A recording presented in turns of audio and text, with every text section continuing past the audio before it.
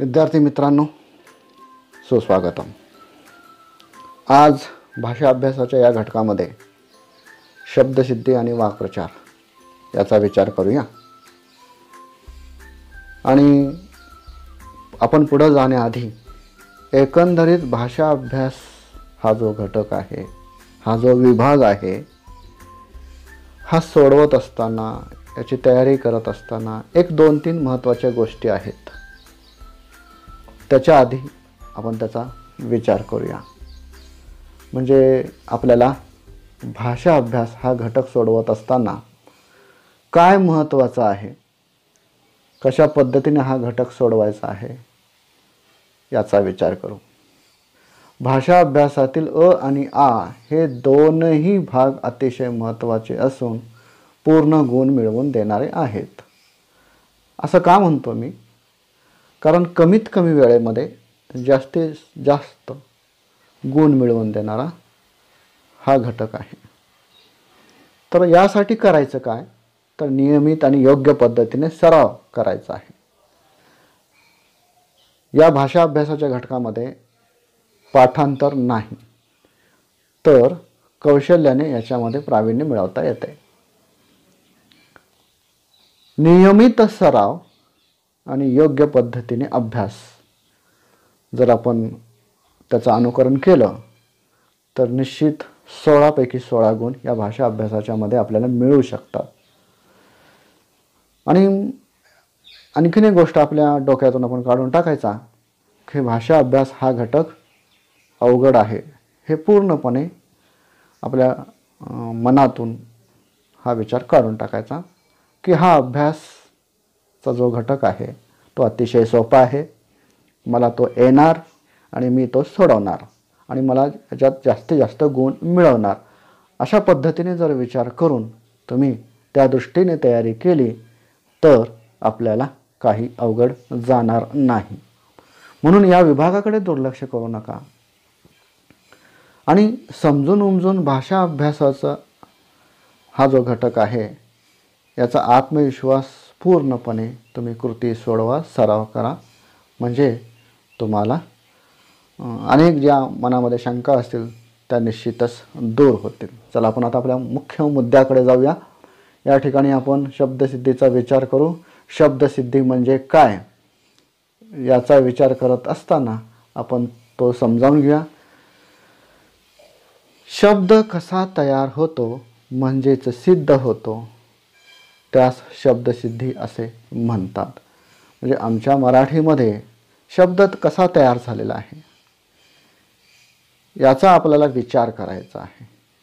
मग दोन पदे किंवा दोनपेक्षा अधिक पदे हे कशा दृष्टीने ते एकमेकाजवळ आलेले, त्यांच्यातील परस्पर संबंध काय, ह्या सगळ्याचा अभ्यास आपण या शब्दसिद्धीमध्ये करत असतो। याच्यामध्ये दोन उपप्रकार आहेत। एक सिद्ध शब्द। सिद्ध शब्द कशाला म्हणायचं? तर शब्द जसा आहे तसाच त्याचा उपयोग केला जातो, त्याला सिद्ध शब्द असे म्हणतात। यामध्ये तत्सम शब्द, तद्भव शब्द, परभाषिक शब्द या प्रकारांचा समावेश होतो। हे सिद्ध शब्दाचे प्रकार आहेत। साधित शब्द आहे। या साधित शब्दामध्ये काय आहे बघा, मूळ शब्दांच्या मागे उपसर्ग किंवा प्रत्यय लागून जे शब्द तयार होतात त्यास साधित शब्द असे म्हणतात। यामध्ये उपसर्ग, प्रत्यय घटित, अभ्यस्त व सामासिक शब्द असे प्रकार अंतर्भूत होतात। आणि हाच घटक आपल्याला या ठिकाणी अभ्यासावायचा आहे, तयारी करायची आहे। यामध्ये उपसर्ग, प्रत्यय आणि अभ्यस्त या तीन प्रमुख घटकांचा आपण विचार करणार आहोत। पैकी सामासिक शब्दांचा आपण मागच्या वेळेस विचार केलेला आहे। मग या ठिकाणी आधी आपण शब्दसिद्धीच्या दिशेने जाऊया। त्यामधला पहिला प्रकार आहे उपसर्ग घटित शब्द। उपसर्ग घटित शब्द कशाला म्हणायचं? शब्दांच्या किंवा धातूच्या पुढे एक किंवा अधिक अक्षरे लागून काही शब्द तयार होत असतात, अशा अक्षरांना प्रत्यय असे म्हणतात। आणि पुढे म्हटलंय प्रत्यय लागून तयार होणाऱ्या शब्दांना प्रत्यय घटित शब्द असे म्हणतात। उदाहरणार्थ जनन, जनक, जनता, जननी या शब्दामध्ये न, क, ता, नी हे प्रत्यय आहेत। मग हे प्रत्यय लागून तयार होणारी जी उदाहरणं आहेत ना, ती आपण आधी पाहूया, म्हणजे तुम्हाला प्रत्यय घटी शब्द हे कसे असतात हे लक्षात येईल. अप्रत्यय लागलेले शब्द आहेत. देव, सर्प, लाभ यासारखे शब्द. प्रत्यय लागलेले लेखक, गायक, शिक्षक, पालक. अनीय प्रत्यय लागलेले बघा, वंदनीय, पूजनीय, रमणीय, माननीय. ईक प्रत्यय लागलेले वार्षिक, रसिक, नागरिक, सामाजिक, आर्थिक यासारखे शब्द. आई प्रत्यय लागलेले बघा, शिलाई, खोदाई, धिटाई वगैरे शब्द. प्रत्यय घटी शब्दाची आणखीन काही उदाहरणं दिलेली आहेत, आपण या ठिकाणी समजून घ्या. तुम्हाला आणखीन चांगल्या पद्धतीने समजण्यासाठी आणखीन काही उदाहरणं दिलेली आहेत. आळू प्रत्यय लागलेले बघा, झोपाळू, विसराळू, लाजाळू. आऊ प्रत्यय शिकाऊ, टाकाऊ, लढाऊ. ईक प्रत्यय लागले असेल तर लाडीक, पडीक, खर्चिक, मासिक. ईत प्रत्यय असेल तर लखलखीत, चमचमीत, सराईत. करी प्रत्यय असेल शेतकरी, वारकरी, गावकरी, कष्टकरी, कामकरी. खोर प्रत्यय लागलेला असेल तर भांडखोर, चिडखोर. गर, गार, वान हे प्रत्यय लागलेले असेल तर सौदागर, जादूगार, कामगार, नशीबवान, बागवान, गाडीवान. दार प्रत्यय असेल तर दुकानदार, फौजदार, इमानदार. खाना प्रत्यय असेल तर कारखाना, दवाखाना, दिवाणखाना. नामा प्रत्यय असेल तर राजीनामा, माफीनामा, पंचनामा. तुम्ही म्हणा सर हे सगळे शब्द आम्ही ऐकलेले आहेत, वाचलेले आहेत, परंतु व्याकरणाच्या भाषेमध्ये ह्याला काय म्हणतात हे आम्हाला आत्तापर्यंत माहीत नव्हतं, पण आता माहीत झालेलं आहे. हे सगळे शब्द प्रत्यय घटित असो किंवा उपसर्ग घटित असो, हे सगळे शब्द आमच्या परिचयाचे असतात, परिचित असतात. परंतु होतंय काय की व्याकरणाच्या दृष्टीने विचार करत असताना व्याकरणामध्ये याला काय म्हणतात हे आपल्याला माहीत नव्हतं. पण आता लक्षात ठेवा की प्रत्यय घटित शब्द कसे असतात आणि उपसर्ग घटित शब्द कसे असतात.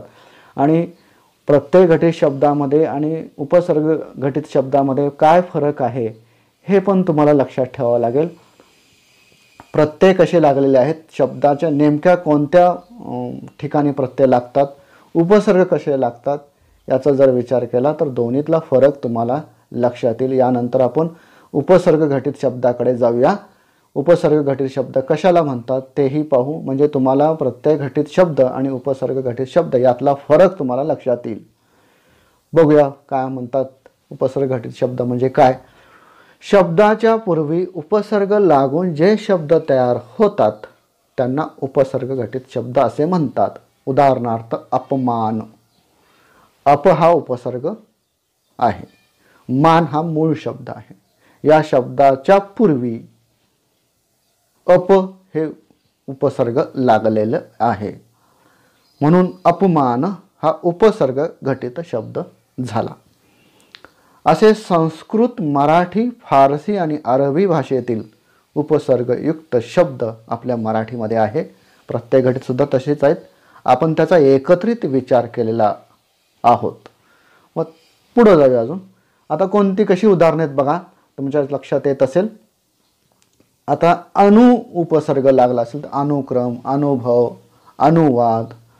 सु उपसर्ग लागलेला बघा, सुभाषित, सुशिक्षित. त्यानंतर अवजड, अवघड, अवदसा, अपमान, अपशब्द, अपयश, अवकृपा, अवगुण, अवतरण, निरोगी, निकामी, निनावी यासारखे शब्द पहा. पुढे अजून असे अनेक उदाहरणं दिलेले तुम्हाला लक्षात येईल की हे शब्दसुद्धा आमच्या कानावर पडलेले आहेत. आम्ही खूप वेळा वाचलेलं आहे, खूप वेळा ऐकलेलं आहे, कोणाच्या तरी तोंडून ऐकलेलं आहे, शाळेत ऐकले, लोक बोलताना ऐकलेले आहेत. आपल्या अवतीभोवती बरेच लोक बोलत असतात, हे शब्द उच्चारत असतात, परंतु हे उपसर्ग घटित आहेत हे आम्हाला त्यावेळेस माहीत नसतं, पण आता माहीत झालेलं आहे.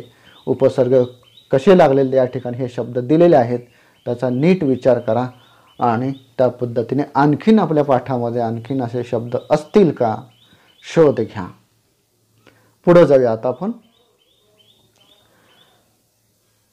अभ्यस्त शब्द आपण विचार करू. अभ्यस्त शब्दांचा. अभ्यस्त शब्द म्हणजे काय. एकाच शब्दाचा किंवा काही अक्षरांची पुनरावृत्ती होऊन जो शब्द तयार होतो त्यास अभ्यस्त शब्द असे म्हटलेले आहे. आता हे अभ्यस्त शब्द त्याचे पण उपप्रकार आहेत, पूर्ण अभ्यस्त, अंश अभ्यस्त, अनुकरण वाचक शब्द असे उपप्रकार आहेत. म्हणजे अभ्यास शब्दाचा अर्थ लक्षात आला का तुमच्या, की अक्षरांची पुनरावृत्ती होते. आता अक्षरांची पुनरावृत्ती होते म्हणजे काय, समजा तुम्हाला मी एखाद्या शब्दाचं उदाहरण दिलं, तुम्ही पण ऐकलेलं असा, लगेच तुम्हाला लक्षात येतं की अरे असे खूप शब्द आहेत मराठीमध्ये की जे अनुकरण वाचक आहेत किंवा पुनरावृत्ती झालेली आहे किंवा त्याच्यामध्ये थोडासा अंशतः बदल आहे वगैरे वगैरे. मग आता बघूया ना शब्द कोणते आहेत ते, आपण त्याचा एकत्रित विचार करूया. बघा तुम्हाला बरेचसे उदाहरण दिसतील या ठिकाणी. बघा हे शब्द आम्ही ऐकलेले आहेत. घरघर, हळूहळू, जवळजवळ, धरपकड, गोडदोड, गडबड, हाल हाल, पुढे पुढे, तळमळ, वळवळ, शेजारी पाजारी, घरबीर, दंगामस्ती, किती शब्द आहेत बघा. मग या ठिकाणी आमच्या लक्षात येईल की हे जे अभ्यास शब्द आहे हे सुद्धा किती सोपे आहेत आणि पुनरावृत्ती कशी झालेली हे तुमच्या इथं डोळ्यासमोर दिसतं आहे.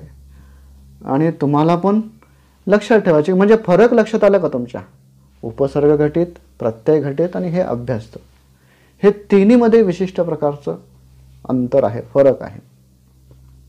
म्हणजे प्रत्यय घटित शब्दाला प्रत्यय जे लागलेले असतात ते शब्दाच्या पुढे असतात, उपसर्ग जे असतात ते शब्दाच्या पूर्वी असतात आणि अभ्यस्त जे शब्द आहेत ते पुनरावृत्ती त्याची झालेली असते. म्हणजे या उदाहरणावरून तुमच्या लक्षात आलं असेल. तर पुढे जाऊया. म्हणजे या ठिकाणी शब्दसिद्धीचे हे जे 3 प्रकार आहेत आपण त्याचा विचार केला. आता भरपूर उदाहरणं आहेत आपल्या पुस्तकामध्ये, इथं मी काही ठराविक उदाहरणं दिले आहेत. जे भरपूर उदाहरणं तुम्ही जास्त सराव केला की तुम्हाला त्याचं नीट आकलन होणारच आहे. आता वाक्प्रचार हा घटक सगळ्यात महत्त्वाचा आहे. तो 4 गुणांसाठी आपल्या कृतीपत्रिकेमध्ये आहे, आपल्याला अभ्यासाला आहे, आपल्याला परीक्षेला आहे. मग आता वाक्प्रचार याचा परिचय आपल्याला याच्या आधीच्या बऱ्याच इयत्तांमधून झालेला, अगदी 5वी 4थी 5वी पासून त्या वाक्प्रचाराचा आम्ही अर्थ सांगतो आहे, त्याचा वाक्यात उपयोग करतो. पण इथंही तोच भाग आहे, अवघड काही नाही. फक्त अर्थ जाणून घेणं, त्याचा वाक्यात उपयोग कशा पद्धतीने करता येईल हे माहीत करून घेणं सगळ्यात महत्त्वाचं आहे. आधी आपण वाक्प्रचार कशाला म्हणतात ते तरी बघू ना. म्हणजे वाक्प्रचार याचा अर्थ काय की शब्दशः होणाऱ्या अर्थापेक्षा भिन्न व विशिष्ट रूढ होऊन बसलेल्या शब्दसमूहाला वाक्प्रचार असे म्हणतात. आता या वाक्प्रचारामध्ये काय असतं बघा, तर मराठी भाषेमध्ये खूप आहेत वाक्प्रचार. ते सगळे आपल्याला नाही अभ्यासाचे, आपल्याला पाठ्यपुस्तकाशी संबंधित काही महत्त्वाचे वाक्प्रचार त्याचा आपण अभ्यास करायचा आहे. हे शब्द समूह आहेत आणि हे शब्द समूह अशा पद्धतीने येतात की त्याचा वाच्यार्थ आपल्याला लक्षात घेऊन चालत नाही, तर मूळ जो अर्थ असतो त्याच्यापेक्षा वेगळा अर्थ त्याला प्राप्त होतो आणि तो भाषेत रूढ होतो. त्याला आपण वाक्प्रचार असं म्हणतो. आणि पाठ्यपुस्तकातील आपले जे महत्त्वाचे वाक्प्रचार आहेत त्याचे अर्थ लक्षात घ्या, त्याचा वाक्यात उपयोग आपण मनाने करा. गाईड किंवा अपेक्षित किंवा पॉकेट स्टडी जो म्हणतो त्याचा अजिबात उपयोग करू नका. ती भाषा लगे लक्षात येते तेव्हा तुम्ही स्वतःहून त्या वाक्प्रचाराचा अर्थ लक्षात घेऊन त्याचा वाक्यात उपयोग करणं सगळ्यात महत्त्वाचं आहे. यासाठी आपल्याला वाक्प्रचार, त्याचे अर्थ नीट लक्षात ठेवायचे, त्याचं आकलन करायचं आहे. आणि पाठ्यपुस्तकामध्ये, प्रकरणामध्ये तो वाक्प्रचार कशा पद्धतीने त्याचा उपयोग केला गेलेला आहे, त्याचा वाक्यात कशा पद्धतीने उपयोग केला गेलेला आहे हे जाणून घ्या आणि त्या पद्धतीने आपल्याला वाक्यात उपयोग करायचा आहे. म्हणजे वाक्प्रचारासाठी असलेला 4 गुणांचा हा घटक महत्त्वाचा, तो वाया जाऊ द्यायचा नाही. आपल्या हातात हे गुण आहेत म्हणून त्या दृष्टीने आपण तयारी करायची आहे, म्हणजे लक्षात राहील तुमच्या. यानंतर तुम्हाला मी कृती देतो. कृती म्हणजे सरावासाठी, म्हणजे आपण जे काही शिकलात त्याचं दृढीकरण होण्यासाठी. त्यापूर्वी आपण वाक्प्रचाराची काही उदाहरणं तुमच्या समोर ठेवलेली आहेत. खास्ता खाणे, कष्ट करणे, कंठस्नान घालणे, ठार मारणे आहेत पुढे बरेचसे. आणि शिवाय वाक्यात उपयोग एक उदाहरण म्हणून दिलेलं आहे, तो आपण मनानेच केलेला आहे. तुम्हीही मनानेच करायचा. जम्मू काश्मीरमध्ये भारतीय जवानांनी 3 अतिरेक्यांना कंठस्नान घातले. कंठस्नान घालणे म्हणजे ठार मारणे हा अर्थ तुम्हाला माहीत असला पाहिजे. परंतु बऱ्याच मुलांना असं वाटतं की कंठस्नान घालणे म्हणजे गळ्यापासून खाली अंघोळ घालणे. शब्दशः अर्थ नाही त्याचा. त्याच्या मागचा जो वाच्यार्थाच्या पाठीमागचा जो लक्ष्यार्थ आहे तो आपल्या ठिकाणी लक्षात घ्यायचा आहे. म्हणजे कंठस्नान घालणे म्हणजे ठार मारणे ही गोष्ट महत्त्वाची आहे. कान देऊन ऐकणे, डोळ्यात तेल घालून पाहणे ह्याचा अर्थ वेगळा आहे. या अशा दृष्टीने आपल्याला या वाक्प्रचाराचा वाक्यात उपयोग करायचा आहे. यानंतर थोडी चाचणी आहे तुमच्यासाठी. या चाचणीमध्ये आपण काय बघणार आहोत? खालील शब्द वाचून तक्ता पूर्ण करा. जे असे प्रत्यय घटित, उपसर्ग घटित, अभ्यस्त शब्द असे दिलेले तुम्हाला एकत्रित, आणि त्याच्या त्या कॉलममध्ये आपल्याला ते शब्द बसवायचे. ते कोणते अभ्यस्त, कोणते उपसर्ग घटित, कोणते प्रत्यय घटित याचा तो विचार तुम्ही करायचा आणि तुम्ही सोडवायचा. आणि अशा रीतीने हा 8 गुणांचा भाग आपण तुमच्यासमोर ठेवलेला आहे. म्हणजे हा व्हिडिओ वारंवार ऐकला किंवा वारंवार पाहिलात तरी तुम्हाला निम्मे अर्धे तयारी तुमची होऊन जाईल. त्याचबरोबर तुमचे शिक्षक, पाठ्यपुस्तक याचा आधार घ्या आणि भाषा अभ्यास या घटकाचा व्यवस्थित अभ्यास करा. तुम्हाला शुभेच्छा देतो. आपण इथं थांबूया आणि पुढच्या वेळेस भाषा अभ्यास विभाग आ याचा आपण विचार करू. तोपर्यंत धन्यवाद.